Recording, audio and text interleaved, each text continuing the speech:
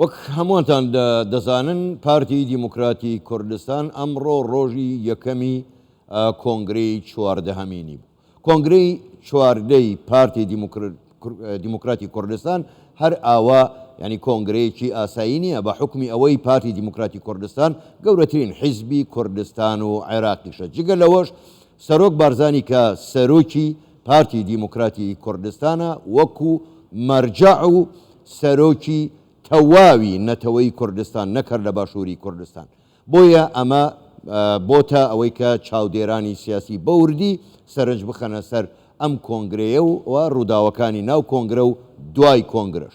ئێمە بۆ ئەوەی قسەی زیاتر لەسەر بابەتی کۆنگرەی چواردەی پارتی بکەین و پرسیاری زیاتر لەسەر هەڵبژاردنەوەی سەرۆک بارزانی و هەروەها نێچیروان بارزانی و مەسرور بارزانی بە جێگرانی سەرۆک بارزانی لەگەڵ میوانەکەمان قسەی زیاتر دەکەین. میوانەکەمان زۆر بەڕێز عەلی حوسێن ئەندامی کۆنگرەی چواردە و کاندید بۆ سەرکردایەتی پارتی ڕاستەوخۆ لە شاری دووهۆکەوە لەگەڵماندایە. کاک عەلی شەوتان باش، گەلێک سوپاس، دەزانن هیلاکن لە کۆنگرە بوون، سوپاس بۆ بەشداریکردنتان لەگەڵمان. با لەوێەوە دەست پێ بکەین هەڵبژاردنەوەی سەرۆک بارزانی بە سەرۆکی پارتی لە هەمان کاتدا هەڵبژاردننی نێچیروان بارزانی و مەسرور بارزانیش بە جێگرانی سەرۆک بارزانی. ئەمە پێمان ناڵێت سەرۆک بارزانی نەک هەر چەتری کۆکردنەوەی پارتیە بەڵکو مەرجع و سەیوانی تەواوی نەتەوەی کووردە.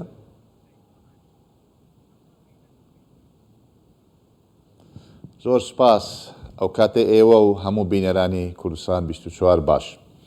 طبعی پێشەچی پیرۆزبایی لە خۆمان و لە گەلی کوردستان و لە هەموو دڵسۆزانی پارتی و ڕێبازی بارزانی دەکەین بۆ بەستنی ئەو کۆنگرەیە و پیرۆزبایەکی گەرمتر بۆ هەموو خەڵکی کوردستان بۆ ئەوەی کە سەرۆک بارزانی بە سەرۆکی پارتی دیموکراتی کوردستان هەڵبژێردرایەوە.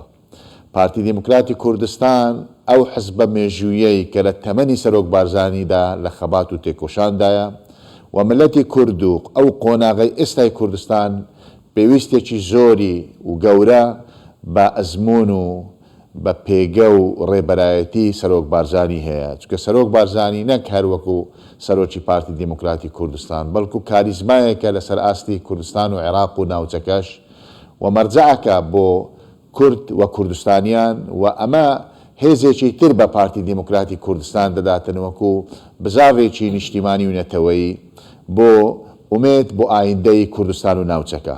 و لە هەمان کاتیشدا پامێکی تریش بوو بۆ دڵسۆزانی گەلی کورد، دڵسۆزانی ڕێبازی بارزانی بە هەڵبژاردننی هەردوو بەڕێزان کاک نێچیروان بارزانی و کاک مەسرۆر بارزانی بۆ جێگیری سەرۆکی پارتی دیموکراتی کوردستان کە دوو کەسایەتی گرنگ و کاریگەر و گەورەن هاوکارن بۆ سەرۆک بارزانی و جێگای ئومێدی ئێمەی دڵسۆزانی پارتی و گەلی کوردستانیشن.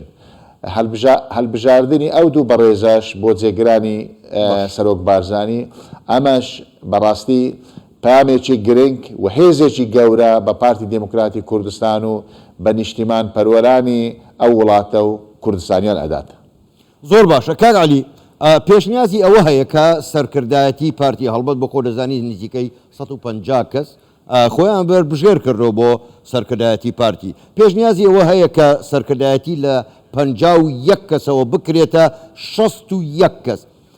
پرسیارەکە ئەوەیە ئامە بۆچی ئەگەڕێتەوە؟ بۆ ڕێژەی زۆری بەشدار بوون یاخود بەشداری پێکردنی نەوەیەکی نوێ گەنجی نوێ لە سەرکردایەتی پارتیدا؟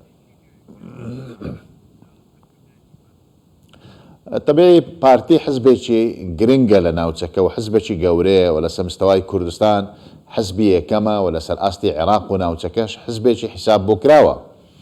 بەڵام ڕەشنووسی ئامادەکراوی پەیڕەوی ناوەخۆ تاکو ئێستا پەنجاویەکە و زای احتیاتەکانیش، بەڵام بە تەئکید سبەی لە کاتی تەواوبوونی ڕەشنووسەکە و مناقەشەکردنی لە کۆنگرە مناقەشە دەکرێتن.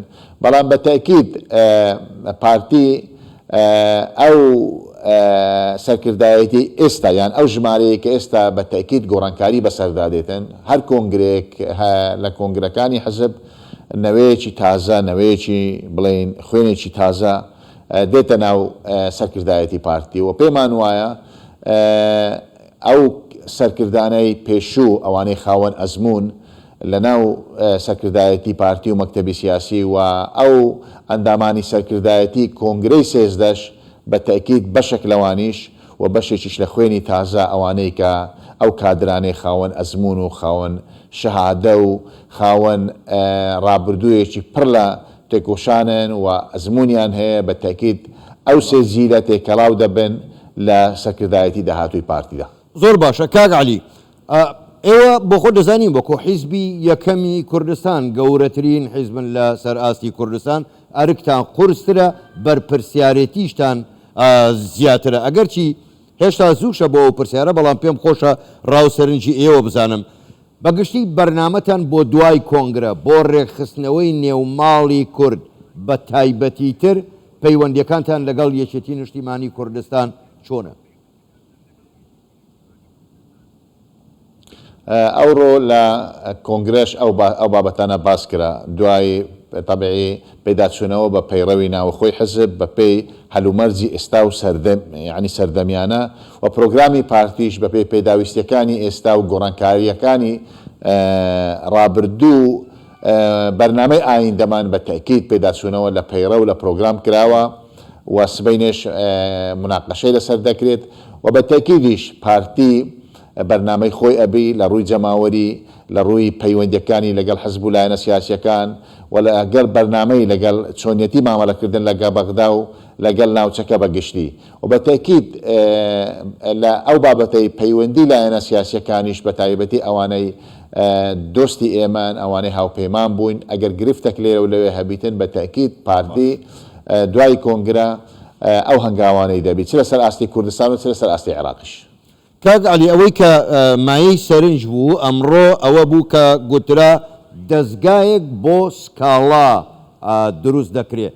ئەم دەستگایە ئەگەر بە کورتیش پێم بڵێ ئەم دەستگایە چۆن دەبێ؟ ئەمە تەنها بۆ ئەندامانی پارتیە کە بتوانن دەنگ و سکاڵای خۆیان بگەێنن یاخود بۆ خەڵکی دەرەوەی پارتیشە؟ طبیعی شێوەی ئۆرگانی لە پارتی دموکراتی کوردستان بە تەکید لەو کۆنگرەی گۆڕانکاری بەسەردادێتن. ئەو شێوە ئۆرگانیە